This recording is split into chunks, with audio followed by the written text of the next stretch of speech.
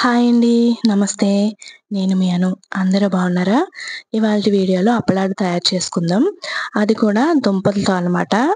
వీటిని కరపెండలం దుంపలంటారు. ఈ కరపెండలం దుంపలతో మనం అప్పడాలు తయారు చేసుకుందాం. ఇవి కూరకి ఎక్కువ వాడరండి. కూర పెండలం కాదు. ఇది కర్రపెండలం అనమాట. దీని తొక్క దళసరిగా ఉంటుంది. కొంచెం చెక్కుకోవాలనమాట. చెక్కుకొని పెద్ద సైజు ముక్కలుగానే కట్ చేసుకోవాలి. చిన్న సైజు ముక్కలు కట్ చేసుకుంటే ఉడికేటప్పుడు నీళ్ళు ఎక్కువ పీల్చేస్తే అప్పడాల్లో తొరిపిండి ఎక్కువ పట్టేస్తుంది కాబట్టి ముక్కలు పెద్దగానే కట్ చేసుకొని మనం ఉడికించుకోవాలి. ఇలా ముక్కలు తీసుకొని ఒక గిన్నెలో వేసుకొని ముక్కలు మునిగేంత వరకు నీళ్ళు పోసుకొని బాగా మెత్తగా ఉడికించుకోవాలి. ఉడికేటప్పుడు సాల్ట్ అది ఏం వెయ్యం. మామూలుగానే ఉడికించేసుకోవాలి. ఉత్తివే ఉడికించేసుకొని నీళ్ళు మొత్తం వంచేసుకొని ఓన్లీ ముక్కలు తీసుకొని రోట్లో వేసుకొని దంచుకోవాలి మనం. వేడిగా ఉన్నప్పుడే దంచుకోవాలి. నలుగుతాయి. చల్లారిపోతే అంత బేగా నలగవనమాట. వేడి మీదే దంచేసుకుంటారు. కొంచెం నలిగిన తర్వాత టేస్ట్ తగ్గట్టు సాల్టు, కారం, వాము వేసుకొని బాగా దంచుకోవాలి. ఇది దుంప కాబట్టి జిగురు ఎక్కువుంటుంది.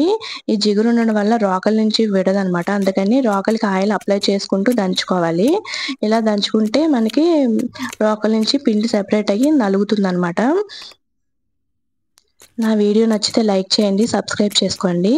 ఇవి ఈ సీజన్‌లో దొరుకుతాయి కాబట్టి ట్రై చేయండి. చాలా టేస్టీగా ఉంటాయి. అలాగే హెల్త్‌కి కూడా చాలా మంచిది. మొత్తం నలిగిన తర్వాత ఇలా తీసేసుకొని చేతికి ఆయిల్ అప్లై చేసుకొని చిన్న చిన్న బాల్స్‌లా చేసుకొని మైదా పిండితో మనం అప్పడాలు ఒత్తేసుకుంటమే. మైదా లేకపోతే వరిపిండి కూడా యూజ్ చేసుకోవచ్చు. నేను ఇక్కడ పూరీ ప్రెషర్‌లో ఇలాగ పేపర్ పెట్టుకొని అప్పడాల కింద చేసుకున్నాను. ఈజీగా అయిపోతుంది ఈ ప్రాసెసు.